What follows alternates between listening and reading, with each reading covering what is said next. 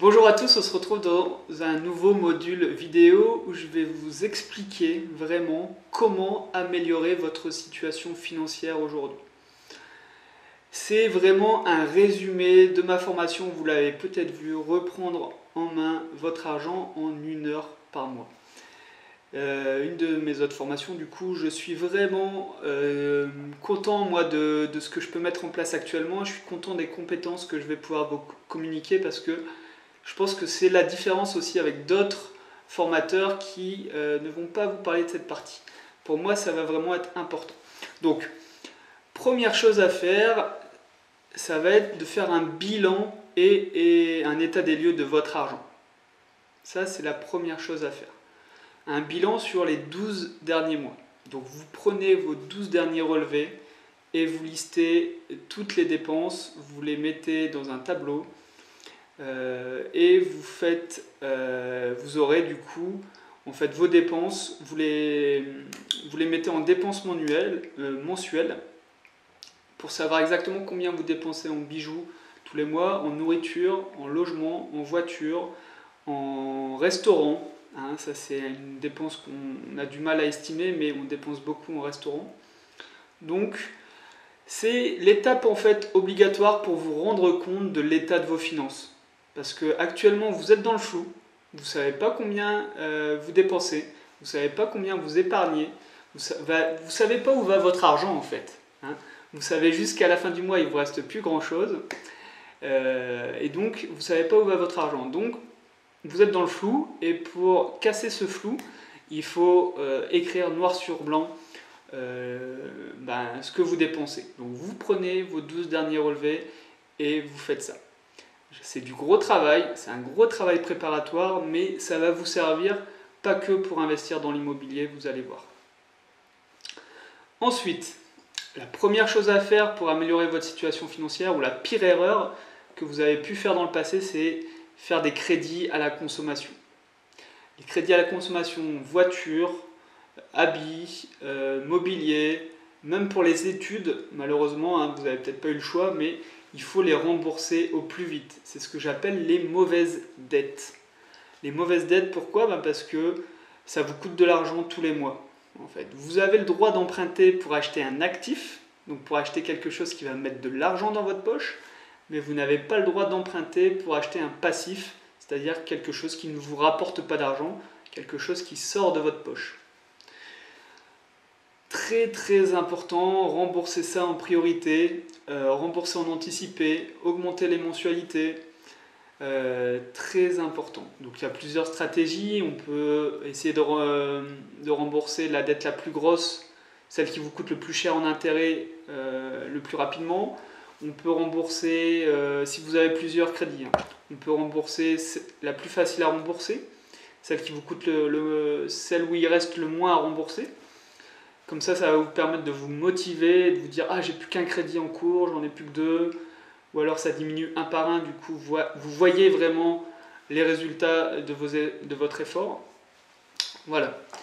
Ça va être important, rembourser de toutes les manières possibles vos mauvaises dettes. C'est rédhibitoire quand on veut emprunter dans l'immobilier. Vraiment, vraiment, vraiment.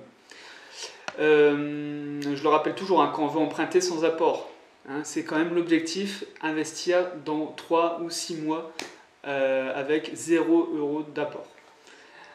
Ensuite, améliorer votre situation financière, c'est aussi épargner tous les mois, avoir un objectif d'épargne. Tous les mois, il va falloir épargner au minimum, je dis bien au minimum 10% de vos revenus. Alors bien sûr, c'est plus facile d'épargner quand on gagne 3 000 € que quand on gagne 1 500 €. Je suis complètement d'accord avec vous, mais vous devez prendre cette habitude d'épargner tous les mois. Et donc 10% minimum, c'est vraiment le minimum. Je vous conseillerais même de passer à 30% rapidement. Moi, c'est ce que je fais tous les mois, et voire même plus. Et avec cette épargne-là, je peux l'investir ailleurs, et 30% de mon salaire ou de mes revenus investis à 5-6%, à la fin de l'année, c'est énorme, et dans 5 ans, c'est énorme, et dans 10 ans, c'est l'effet boule de neige. Donc, cette épargne-là, il faut vous la constituer. Cette épargne, elle va aussi vous permettre de vous créer une épargne de précaution. Donc, épargne de précaution signifie tout ce qui est imprévu dans la vie. Hein, vous savez très bien qu'il y a des imprévus dans la vie et malheureusement, ils ne sont pas que positifs. Une pièce de voiture à changer, une fuite d'eau chez vous, des travaux chez vous, des frais quelconques, une assurance auto qui augmente, plein de choses, voilà, un téléphone qui tombe dans l'eau et qui se casse, un ordinateur à changer, et là vous avez 1000, 2000, 3000 euros à sortir très rapidement. Et cette épargne de précaution, elle est là pour ça, et moi je vous conseille donc 3 à 6 mois de dépenses courantes. Donc si tous les mois vous dépensez 2000 euros pour nourrir vos enfants, aller au travail, payer votre maison, et il vous faudra entre 3 et 6 fois cette somme pour avoir une épargne de précaution. Cette épargne de précaution, on n'y touche pas, d'accord? Elle est sur votre compte courant ou sur un livret A, disponible très rapidement, mais on n'y touche pas, d'accord? Elle est vraiment faite pour les imprévus. Et vous allez voir que ça va vous sécuriser. Vous allez vous sentir en sécurité parce que vous allez vous dire, il y a des choses qui peuvent m'arriver, mais je vais pouvoir y répondre, je vais pouvoir dépenser cet argent pour changer ma pièce auto, changer de téléphone par exemple. Ça va vraiment vous tranquilliser au quotidien, je peux vous l'assurer. Je pense avoir fini avec l'épargne de précaution, entre 3 et 6 mois de vos dépenses courantes, disponibles rapidement.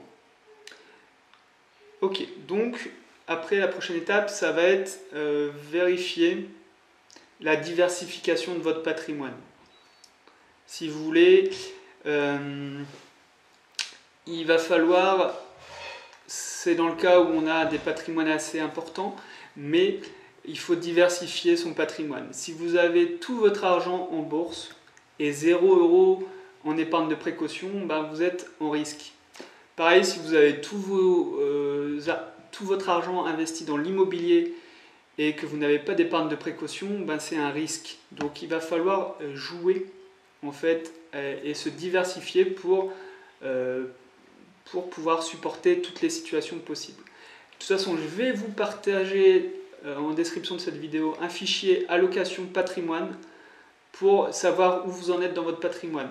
Combien d'argent vous avez sur votre compte courant, combien d'argent vous avez sur votre livret A, combien d'argent vous avez sur votre PEA, compte titre. Tout ça, ça sera renseigné tous les 3 mois, tous les 6 mois, tous les ans.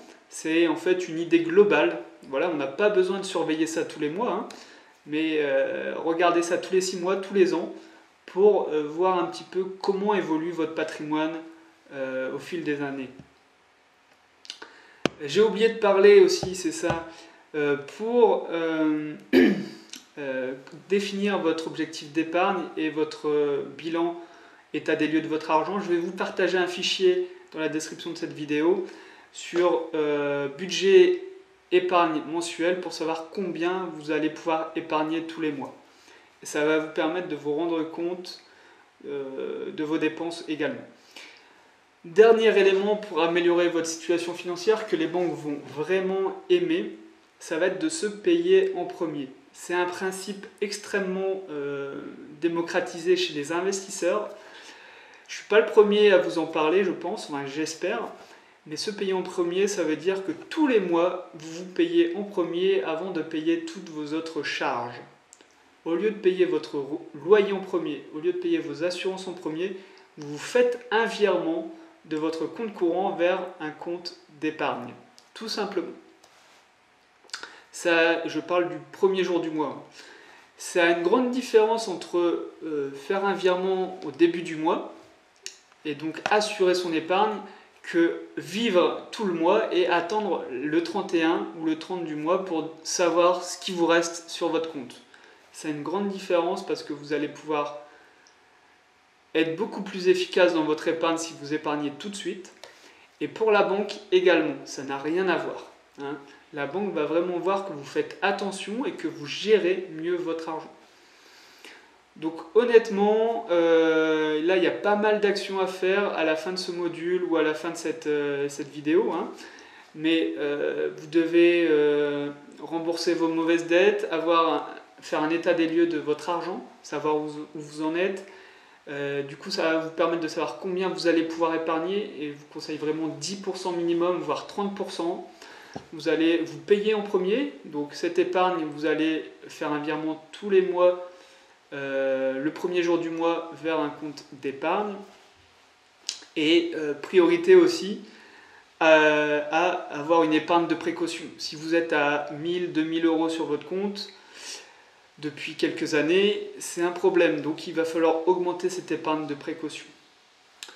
Voilà, il y aura beaucoup de ressources, beaucoup de travail de votre part à réaliser, à faire. Je vous encourage vraiment à le faire parce que si vous voulez investir sans apport, je le répète, c'est très très important. Bon, moi je pense avoir terminé sur cette étape, donc je vous dis au module suivant.